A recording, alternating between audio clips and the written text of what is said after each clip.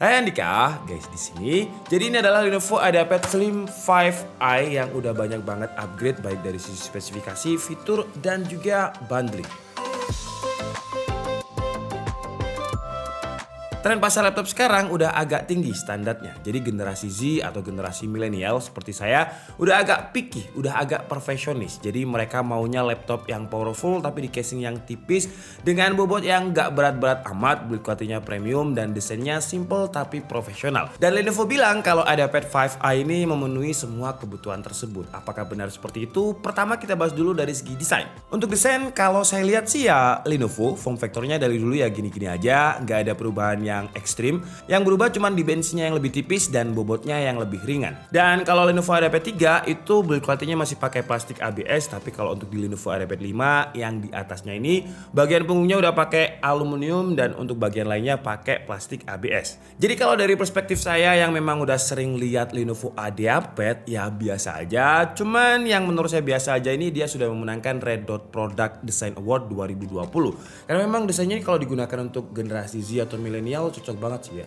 Dia simple tapi looknya itu profesional. Untuk varian warnanya, Lenovo IdeaPad 5i ini memiliki 3 varian warna. Pertama ada Abyss Blue, Graphite Grey, dan Platinum Grey. Dan unit yang kita bahas ini adalah yang warna Graphite Grey. Terus karena namanya adalah Lenovo IdeaPad 5i, ada huruf I atau I di belakangnya, berarti ini adalah SKU yang menggunakan prosesor Intel. Jadi untuk prosesornya dia pakai Intel Core i7 1165G7 dengan 4 core 8 thread, boost clocknya ada di 4,7 GHz dengan TDP 12 watt. Terus kalau untuk graphic cardnya ada 2 SKU. Jadi pertama ada yang IGP aja atau bawaan dari Intel Core i7-nya yaitu Iris Xe Graphics, dan ada yang pakai dedicated graphic card dengan Nvidia MX 450. Yang kita bahas ini dia pakai dedicated graphic card. Jadi dengan tambahan dedicated graphic card-nya ini buat yang butuh aplikasi berbasis GPU bound seperti editing di Premiere Pro, DaVinci dan teman-temannya, Nvidia MX 450 ini bisa membantu. Terus untuk memori RAM-nya udah 16GB DDR4 dual channel dengan speed 3200 MHz. Untuk storage-nya kapasitasnya 512GB M.2 NVMe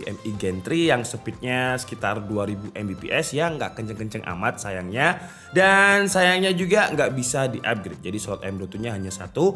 Jadi kalau misalkan kita mau upgrade harus ganti SSD yang berkapasitas 512GB ini dulu ke kapasitas yang lebih besar. Tapi karena storage-nya yang nggak bisa di-upgrade ini, dimensi baterainya lebih besar. Kalau dimensi baterainya lebih besar, kapasitasnya juga lebih besar. Kalau di Lenovo IdeaPad 3i memang storage-nya bisa ditambah karena ada port SATA-nya. Kalau di 5i ini nggak ada port SATA-nya, tapi baterainya bisa lebih besar dengan kapasitasnya 55 Wh. Untuk daya tahan baterainya ketika kita coba untuk video playback 1080p, brightness-nya 50%, volume ada di 20% dengan mode intelligent cooling di Lenovo Vintage-nya dia bisa tahan sekitar 9 jam 20 menit, dan untuk browsing pakai Chrome dengan WiFi settingan yang sama dia bisa bertahan sekitar 8 jam 30 menit. Masih lumayan awet lah ya karena dia ada dedicated graphic card yang MX 450-nya tadi. Untuk waktu pengecasannya seperti biasa dengan rapid charge yang ada di Lenovo Vintage juga dari 0 ke 80% dia cuma butuh waktu sekitar 1 jam aja. Kalau untuk sistem cooling dia pakai single fan dengan dual heat pipe dan exhaust yang membuang udara panas ke belakang. Apakah cukup untuk mendinginkan Intel Core i7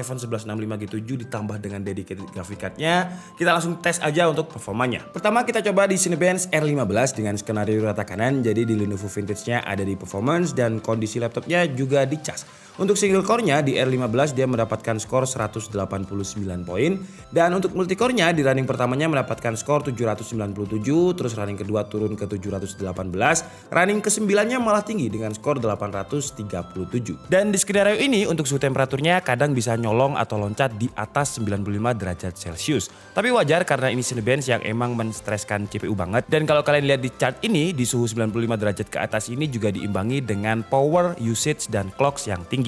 Lanjut ke skenario yang kedua. Jadi di Lenovo Vintage-nya ada di balance, kondisi laptopnya tidak dicas, dan untuk performa single core-nya turun lumayan dengan mendapatkan poin 66, dan untuk multicore-nya juga lumayan turun dengan running pertamanya 405 dan sisanya sih stabil ya di kisaran 400 poin. Dan di skenario kedua ini modenya ada di balance bukan performance, jadi tujuannya memang untuk menghemat baterai. Kalau kita lihat suhunya lebih adem dengan stabilnya di kisaran 75 derajat Celcius dan powernya stabil di 25 watt aja. Jadi wajar kalau performanya performanya turun 2 kali lipat. Tapi selain di Cinebench, di software editing seperti Adobe Premiere Pro suhunya emang nggak bisa dibilang dingin-dingin banget, tapi lebih dingin dibandingkan pakai Cinebench dengan suhunya lebih stabil di kisaran 80 derajat Celcius, kadang aja loncat ke atas 90 derajat. Untuk suhu GPU-nya ketika rendering ini lebih dingin dengan kisaran 75 derajat Celcius, nggak seanget CPU-nya. Di game Valorant, game yang memang CPU bound, suhu CPU-nya juga lebih dingin ketimbang Cinebench dengan stabil di 80-an derajat dan kadang loncat di atas 95 derajat. GPU-nya juga sama di kisaran 70 derajat Celcius. Lanjut ke tes editing menggunakan Adobe Premiere Pro dengan template yang memang base-nya kita pakai untuk benchmark, dan hasilnya Lenovo IdeaPad 5i dengan Intel Core i7-nya mampu merender dengan durasi waktu 2 menit 2 detik, diekspor di 1080p. Lanjut ke Blender dengan template BMW, dia mampu merender dengan durasi waktu 8 menit 1 detik, dan untuk GPU rendernya 9 menit 10 detik. Lanjut ke tes gaming, walaupun sebenarnya Lenovo IdeaPad 5i ini bukan kelas laptop gaming, tapi nggak apa-apa, kita coba aja di beberapa game aja. Pertama kita coba di game Valorant dengan resolusi Full HD dan grafiknya ada di high, dan hasilnya walaupun bukan laptop gaming, tapi dia bisa mendapatkan average FPS sekitar 94 dan untuk maksimum FPS-nya bisa tembus di 114. Lanjut ke game Genshin Impact dengan resolusi Full HD, grafiknya juga ada di high, nggak ada masalah di sini. Jadi untuk average FPS-nya bisa dapat sekitar 45 dan maksimum FPS-nya ada di 52. Masih di atas 30 FPS, jadi masih enak untuk dimainkan. Lanjut ke game AAA dengan resolusi kita turunkan sekarang ada di 720p dan grafiknya ada di low, dan hasilnya dia masih memenuhi standar playable untuk dimainkan dengan average FPS 36. Lanjut untuk layar. Untuk layarnya ini dia berdimensi 14 inch, resolusinya ada di Full HD dengan panel IPS, dan ketika kita tes pakai device untuk layarnya, color gamut masih ada di 65% sRGB, 46% NTSC, dan 49% Adobe RGB. Ya kalau digunakan untuk editing kelas-kelas pemula masih oke lah, tapi kalau digunakan untuk level profesional minimal harus di 100 sRGB. Sayangnya untuk layar dia belum bisa dibuka sampai 180 derajat, padahal ini adalah fitur yang saya suka dari Lenovo karena memudahkan untuk presentasi, dan untuk Excel-nya juga sayangnya belum bisa dibuka dengan satu tangan. Dan ketika laptopnya terbuka, kita bisa langsung lihat di bagian atas frame-nya ada kayak semacam reverse notch atau jambul yang cukup dominan, karena di sini letaknya untuk webcam dan juga privacy shutter biar nggak ada yang ngintip-ngintip melalui webcam kita. Di bagian keyboard kalau soal desain layout nggak ada yang berubah, masih Lenovo banget. Tapi untuk feel typingnya menurut saya udah mirip-mirip dengan Lenovo Yoga series. Jadi dia lebih silent, lebih tactile, dan kalau dipencet nggak kerasa wobble atau plastik atau kocak sama sekali.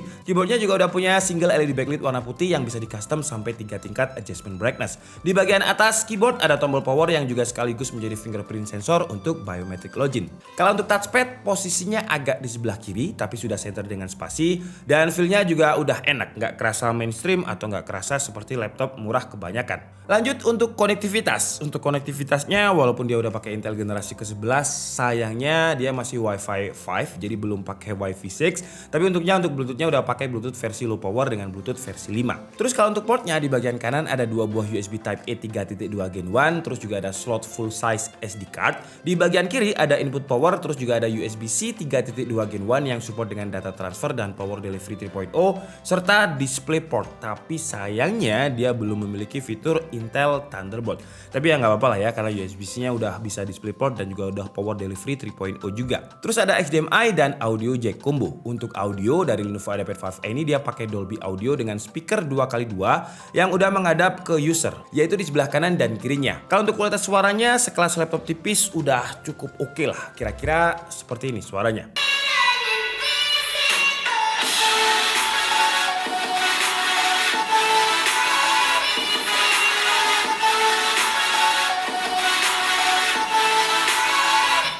Dengan semua fitur dan juga spesifikasi yang ditawarkan oleh Lenovo yang saya sebutkan tadi, laptop ini dibanderol dengan harga SRP 16.499.000 untuk yang varian Nvidia MX 450 dan 15.499.000 untuk yang non VGA atau integrated graphic card. Dan dengan harga 16 jutaan ini, Lenovo juga kasih bundling dengan Windows 11, jadi nggak pakai Windows 10 lagi. OHS-nya juga udah versi yang 2021, bukan 2019, dan juga udah ada McAfee, ada 2 tahun premium care serta ADP atau Accidental Damage Protection selama 2 tahun. Lenovo bakalan cover 100%, jadi free. Kecuali kalau laptop ini digadaikan ya gak bisa diklaim garansi. Kesimpulannya dengan harga 15 juta, kalau untuk kekurangannya menurut saya dia belum support Intel Thunderbolt pertama, terus layarnya juga belum 100 sRGB, belum memenuhi standar editing lah. Tapi walaupun belum, USB-C-nya udah support DisplayPort, jadi kalau mau editing pro bisa pakai monitor eksternal. Terus untuk konektivitasnya dia juga belum pakai Wi-Fi 6. Untuk kelebihannya Lenovo IdeaPad 5i yang sekarang lebih ringan dengan 1,39 kg, lebih tipis juga. Tapi dengan form factor yang lebih tipis, Lenovo juga masih bisa kasih discrete graphic card dengan MX 450 yang bisa menambah performanya.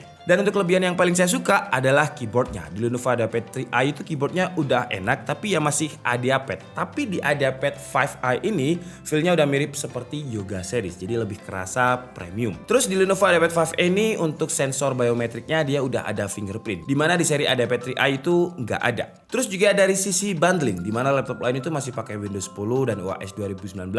Bahkan ada brand yang juga belum kasih UHS sampai sekarang, brand mana kalian juga udah pasti tahu. Tapi Lenovo udah kasih Windows 11 dan UHS-nya versi terbaru juga 2021. Oke, jadi mungkin cukup segitu aja video kita kali ini. Saya minta maaf kalau ada kesalahan dalam menyampaikan informasi. Seperti biasa kalian bisa mengkoreksinya di kolom komentar. Saya Dika Budi and see you on the next video. Bye bye.